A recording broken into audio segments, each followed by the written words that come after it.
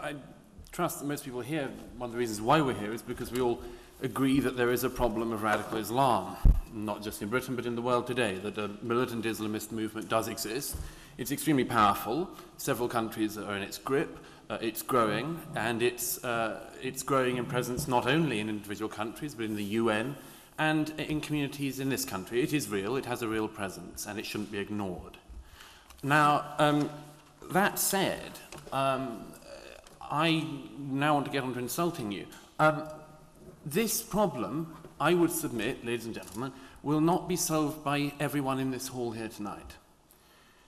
Even by everyone on this panel, noble sentiments as I'm sure we'll all express. This hall and you will not solve this problem. You will not solve it on your own. It will require a whole range of people making their own individual points from their own individual positions to do that. And as maybe the only small C conservative on this panel, maybe even in the hall, I'd like to make the following point, which is how much some of us object to the idea that there are parameters for debate and parameters of what is respectable within debate that will be decided solely on the left. There are all sorts of criteria that can be applied to your own personal judgment of what you think is right and wrong. But this debate will have to be had a lot more frankly if we're going to win it. The first thing I'd say is this. Just as in the Cold War, in the battle against communism, a vital component is a toolbox approach to defeating the enemy of Islamist extremism. Now, some of that will be people who you and I don't like. There are standards and norms which we can certainly express, but we should be exceedingly careful, I would submit, about where we draw those lines. Because before you know it, you'll be chucking out people who may well have perfectly legitimate points to make and who may well have, believe it or not, a larger following than any of us here tonight could ever have. Are there places you draw the lines? Of course. I think everyone in this hall would be in agreement. The British National Party is an overtly racist organisation. It always has been. There's not going to be a moment when it isn't. Nobody's going to join who doesn't believe in those fundamentally racist principles of the party. Are there people like that who will jump on this bandwagon? Sure. But we're going to have to be extremely careful in who else we lump in with them. We spend all of our time, and quite rightly, shouldn't stop doing it, differentiating out between different types of Islam, different types of Muslims, and so on and so forth. But the minute it's a group of white, middle-aged men, it's with huge delight that people decide, excellent, we will dismiss them as one single block, no need to investigate further. Let me give you an example. The English Defence League, an extraordinary phenomenon which, by the way, in my opinion, wouldn't have occurred if the government had have got a grip on al-Mujahirun. It only came about because the authorities didn't do anything about that particularly thuggish organisation. These things have consequences.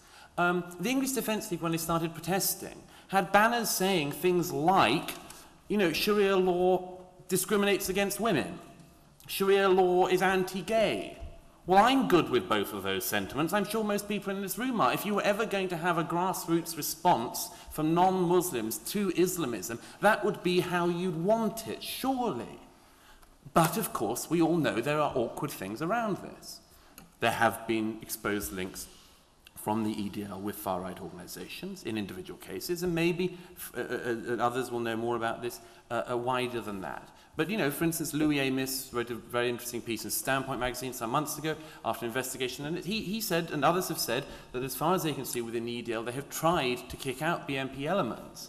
Does that mean that they aren't racist, or they are? I'm not making a definitive call. I'm just saying these things are extremely complex, and we ought to be careful before dismissing whole swathes of people. Thirdly, these groups stop the Islamization of Europe and stop the Islamization of America. I mean, I don't know enough about them, maybe. As far as I can see, Stop the Islamization of Europe only has a few members. In America, Robert Spencer is one of the directors. I happen to know Robert Spencer. I respect him. He's a very brilliant scholar and writer. Now, some people in this hall may disagree with him, may disagree with all sorts of things he says. Well, sure, but Maryam Namazie sitting beside me is a communist. I disagree with Maryam Namazie on a whole range of things. She disagrees with me because I'm a conservative. But I don't think that Maryam Namazie should be out of the debate. I don't think anyone who was once a member of the Communist... I mean, I'm sitting on a panel with somebody who's a member of the Communist Party. Does that mean in future I should never be given a platform? The 20th century had two dreadful totalitarianisms, fascism and communism. Some of the people who people in this hall would throw out from being ever allowed to speak are being thrown out because once they met somebody who once sat on a platform with somebody who was once a member of a fascist party. Well, I'm sitting on a platform with a communist. That would mean I could never again speak in public if there was any sense to this debate. But there isn't, because people have this debate so ruddy badly. All spend their time polishing their halos. Yes, we're against racism. Yes, we're against fascism. We're against lots of things. But we're going to require a bit more than that, and a bit more of this halo polishing, if you're going to deal with that. And as I say, it'll leave you with one final thought on that. If this battle is going to be won, it will not be won solely by the people sitting in Conway Hall here tonight. It will be won by a lot of people. We will have to make judgments along the way, and we'll disagree with them. I'll disagree with Maryam, I'll disagree with Shiraz, and all sorts of friends and colleagues. We'll disagree on individual cases and people. But the idea that you chuck whole swathes of people out of the debate is such a bloody left-wing thing to do. The left loves doing this all the time. The debate will be done on my terms. Well, how easy and how unsurprising it is that the terms are always drawn around themselves. I hope we can do a bit better than that. Thank you. Well, my first response to this brief hijacking of criticism of Islamism by far-right groups, I thought, well, this is dead simple. Surely there aren't any nuances or contradictions to tease out. Because far-right groups don't make a distinction between Islamism and Islam, but we do. But when I visited the EDL website, I realized how nuanced the narratives have become. And as panelists before me have pointed out, that there is a huge gap between their street thuggery and the kind of language that they use. In fact, a lot of people are attracted to the organization because they don't see through to the racism underneath. I mean, I watched a YouTube video, and they're gathering for a demo, and in which setup would the leader have to tell the followers, no Nazi salutes? Now, this is supposedly an anti-racist party. So there is a lot of work to do to sift what I would call legitimate criticism from the racism of organizations like this. Now, on their website, they talk about the continued barbarism of so-called honor killings, a sentiment that we would agree with, especially at Southall Black Sisters.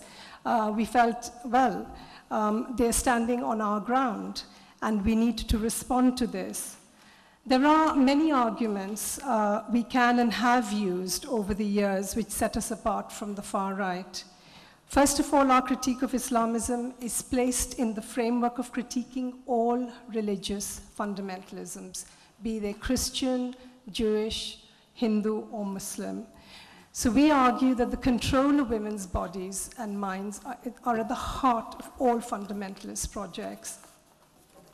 And this is an attempt to take away from the focus from Islam. It is not to undermine or to diminish the importance of the threat that Islamism poses at this moment.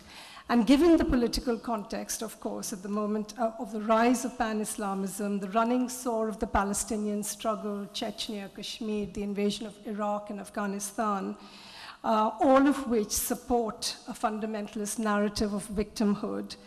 And again, the relative quiescence of Christian evangelism, at least in the UK, this does make this argument a little bit more difficult to make. Secondly, women are murdered by men in all cultures, and yet culture is the prism through which we view only the actions of minorities. So a white man may defend a murderous attack on a woman because she was having an affair, his wife maybe, crime of passion, jealousy, honor, different labels, but they're all about the control of women. Thirdly, we do not make sweeping allegations against all black or Muslim men by examining the way patriarchy operates in a particular community.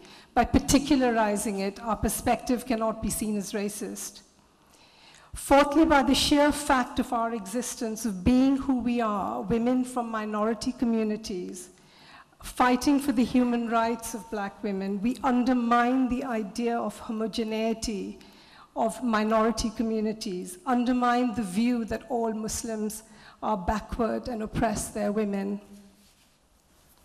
And finally, the solutions that we put forward, such as the need to develop a culture with strong sanctions against interpersonal violence, where women have economic power and autonomy within and outside the home, where the definition of masculinity is not linked to male dominance or honor, and where there is equality of decision-making and resources within the family. This would be anathema to the far right, where patriarchal modes of thinking are equally, if not more, entrenched. The solutions proposed by the far right, on the other hand, to these issues are usually linked to restricting immigration, a pressure to which both Tory and Labour governments have been extremely susceptible, and that is the real danger for us. How governments attempt to head off the far-right threat by stealing some of their clothes.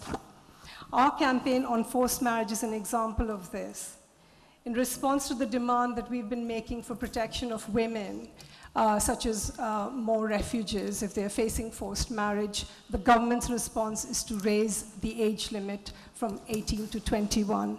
So this, I think, is some of the real danger that is posed by the far right, is the pressure to which governments feel susceptible and feel that their draconian immigration agenda is justified by kowtowing to them. So these, I think, are the real problems for us.